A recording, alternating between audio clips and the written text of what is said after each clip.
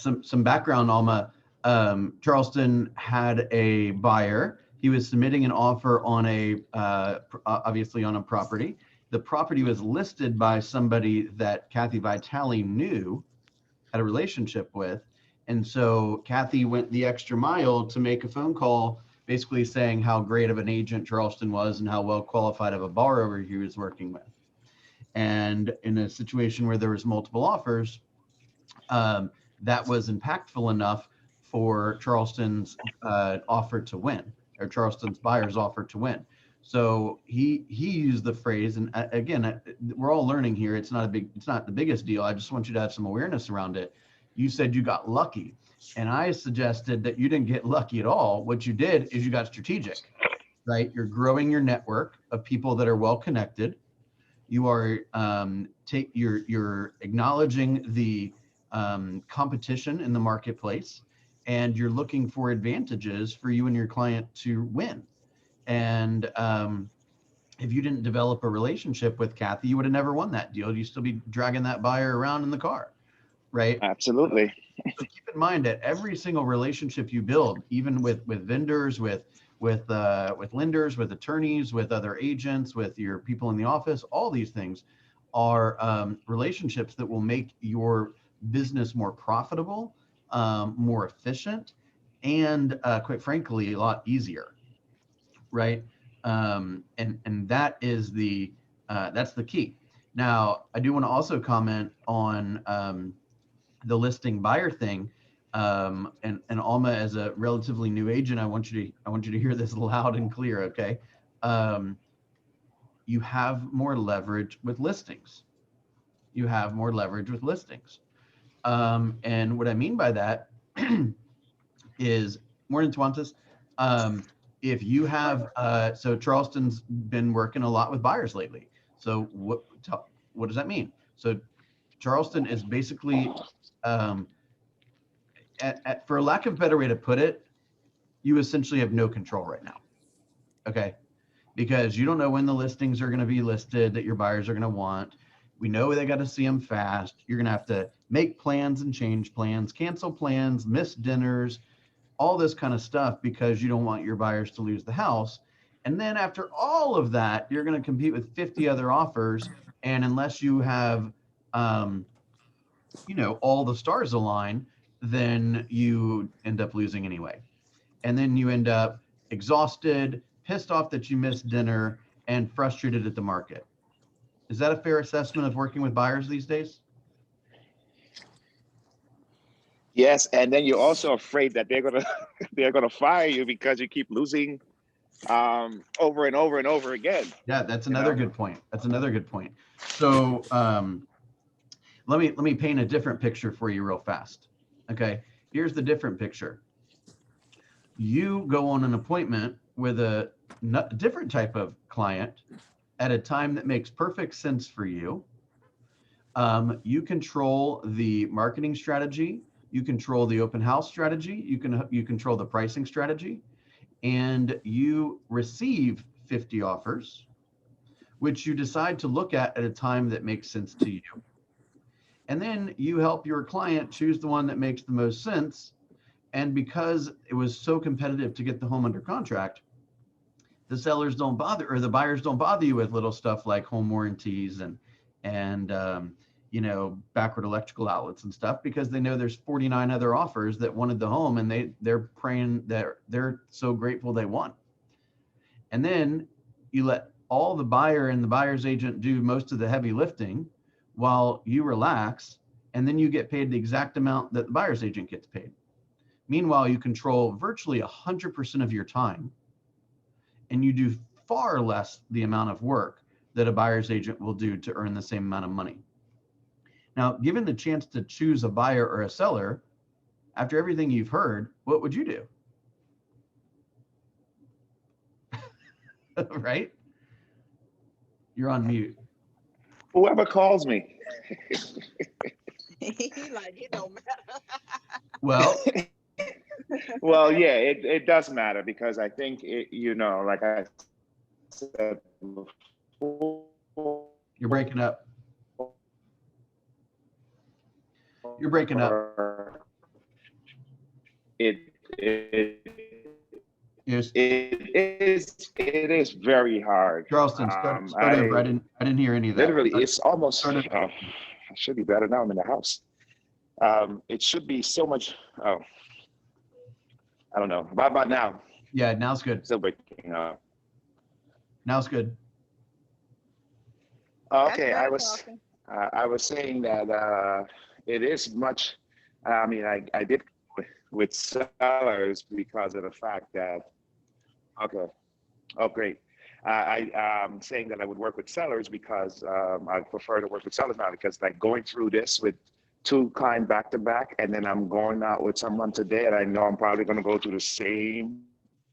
Goes to and sometimes you don't have any control on who calls you or what referral you got or anything like that.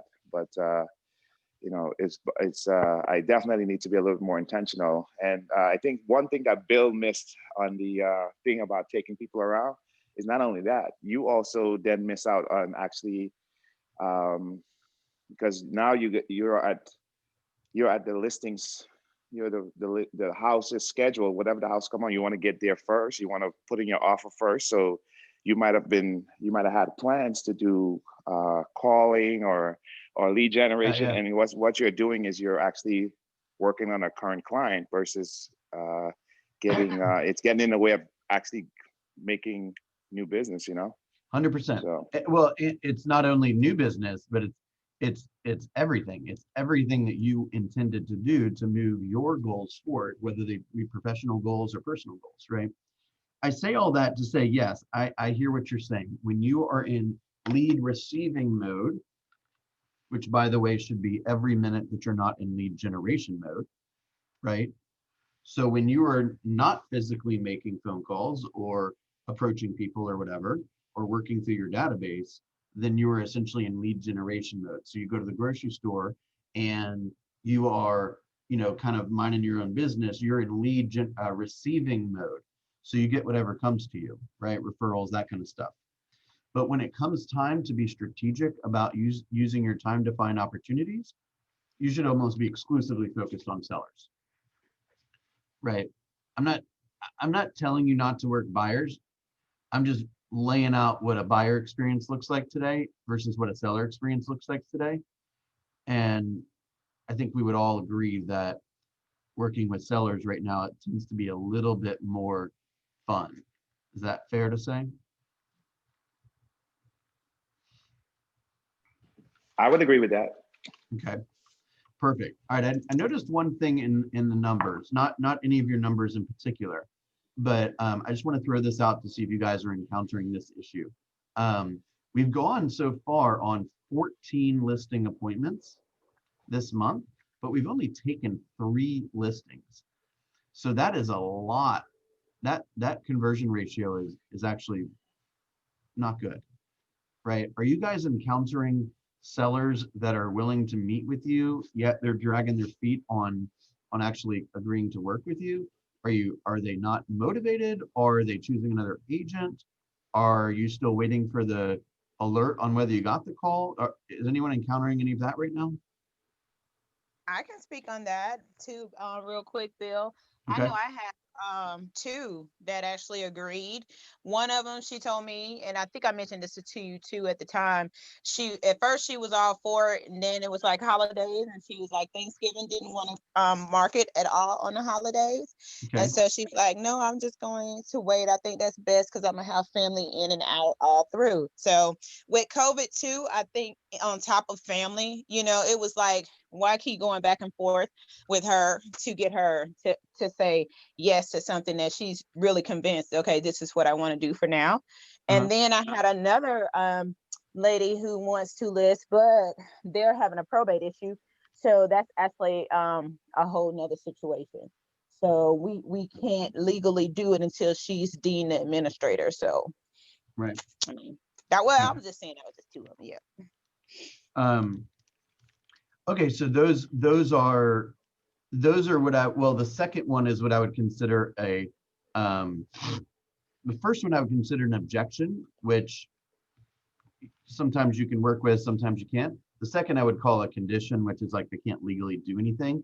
But I would, like you did, kind of hustle to go ahead and get that appointment and get in front of them. Because once you meet with the prospect, whether it be a buyer or a seller, there's a different energy around that relationship now, and they almost feel like I don't want to say an obligation to work with you, but they definitely feel like they would be letting you down if they chose someone else. So the faster you can initiate the relationship and then continue to develop it, the better. Make sense? Yep. Okay, cool. What else are you guys encountering?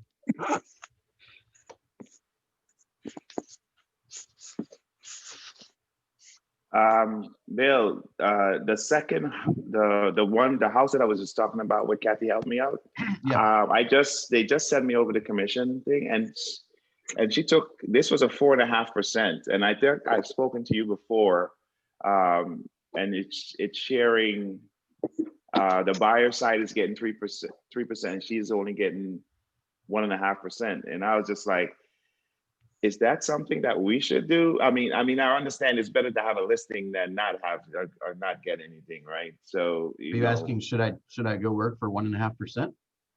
No, I'm not asking that. I am asking two things. So, should I take, if I got an opportunity, should I then take a listing for 4.5%? Or, I mean, I know what the answer is for that almost, but Well, and then the second thing is, you want to answer the first one? What's your answer? I was gonna say no. Okay. But I in some cases I would just say it depends, because if it was something that I know, like today's market is very what's the word I'm looking at? It's very hot for sellers, so Yeah. You would almost want to take it. I would think if it was like maybe a year ago, I would probably say no. But well, I think you're right on the right path. I don't believe you should be making a habit of lowering your commission by any means. And I think that you should practice and be prepared to handle those commission objections. However, it all depends, right? If somebody says, "Hey, will you take 2%?" First of all, I think what the listing agent did was right. They gave for whatever reason they were willing to lower the price. I'm sorry, for whatever reason they were willing to lower the commission. They didn't. They gave the buyer's agent the regular amount, right? The typical amount. So they didn't say, "Oh, I negotiated 4.5, so I'll give 2.25 to each." They didn't do that, which I think is commendable to some degree. Okay.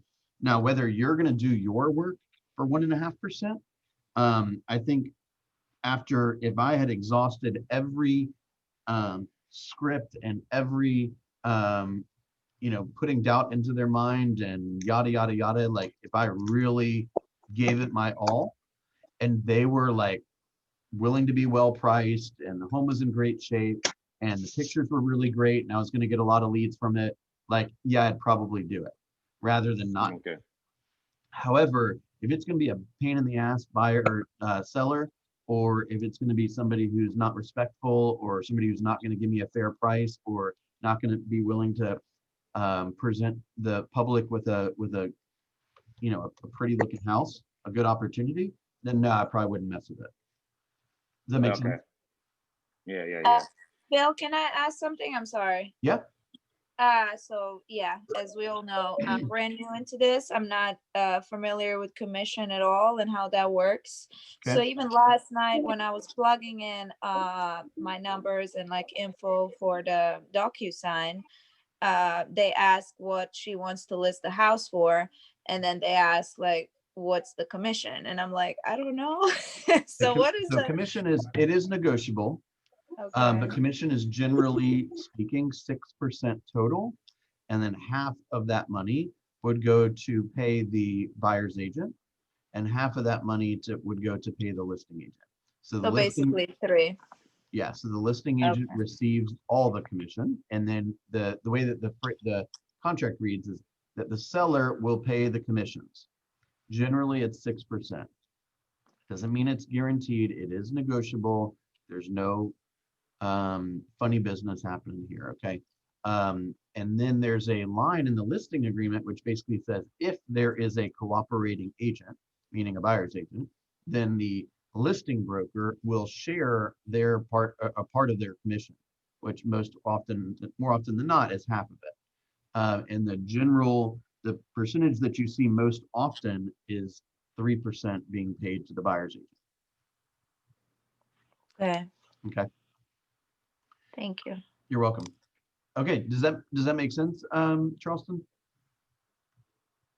Yeah, yeah, and I think you answered my second question, which would have been how would be the best way to split it, because I was thinking maybe 2%.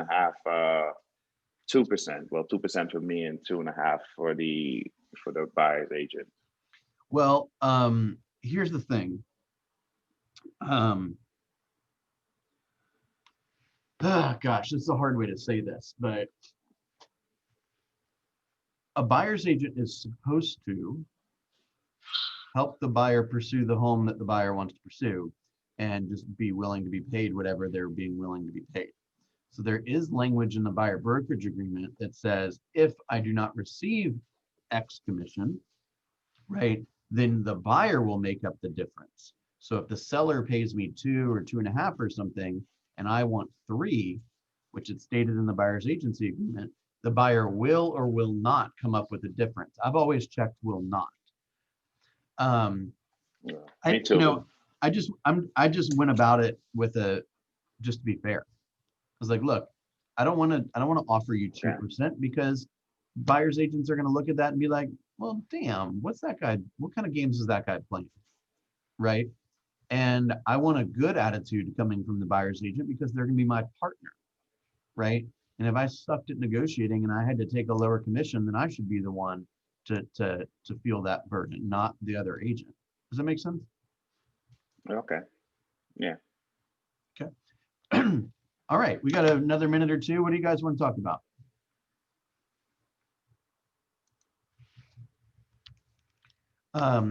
What I want to talk for a moment about is I want you guys and everyone really to be what Gary Keller says, the economist of choice. Okay, the economist of choice.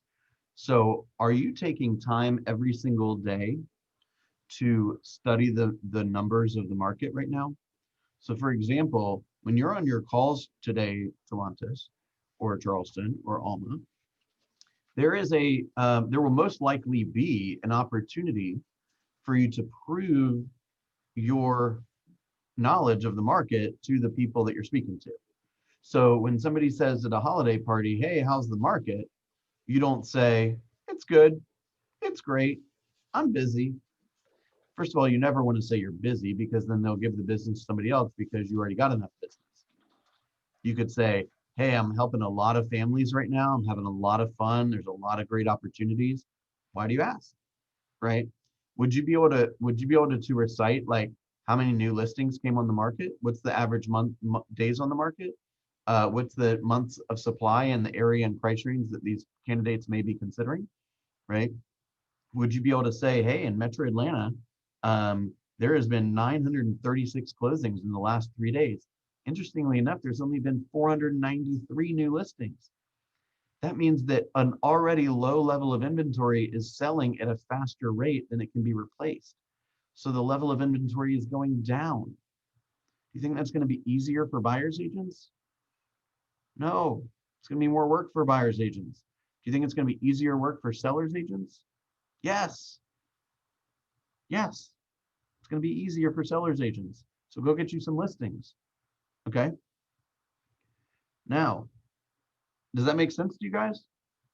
Yes, sir. So if you're going to be calling people, let's say around, I don't know, let's say you've got an open house in Smyrna or something. Okay. And you're going to be circle prospecting at Smyrna or Alma. I think you're doing some stuff in Grant Park, right?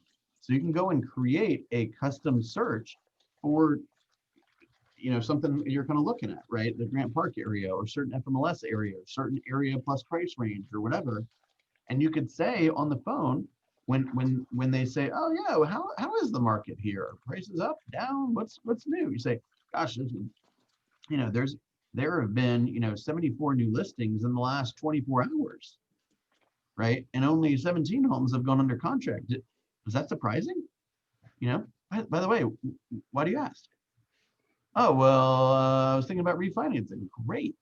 It's a great time to refinance. I'm working with a number of homeowners that have saved significant amount of money. Do you have somebody that you trust when it comes to the mortgage world, or would you like me to make an introduction for you? Right?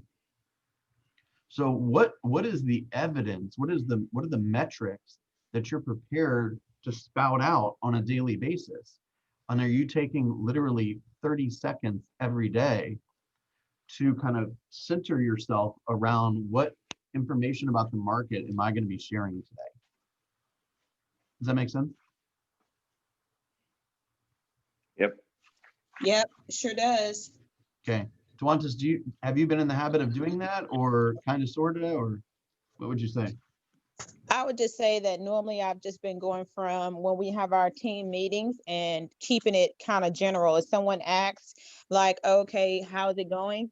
Telling them like, oh, okay, well, and most homes are just selling right now for like 24 days on the market, but it hadn't been more specific, like, to a certain area or me going on there every day. But I do think that's a great habit to pick up and maybe take out like about 10 minutes or so before the calls to Yeah. even just know that part specifically on my circle prospecting for that area. So that's a great tip. I like that. Yeah, and if you're not planning on circle prospecting in a particular area that day, you could just say something, you could just do Metro Atlanta. So if you're doing like your database calls or something, and you're checking in with people around the holidays, just wish them happy holidays, let them know you're thinking about them.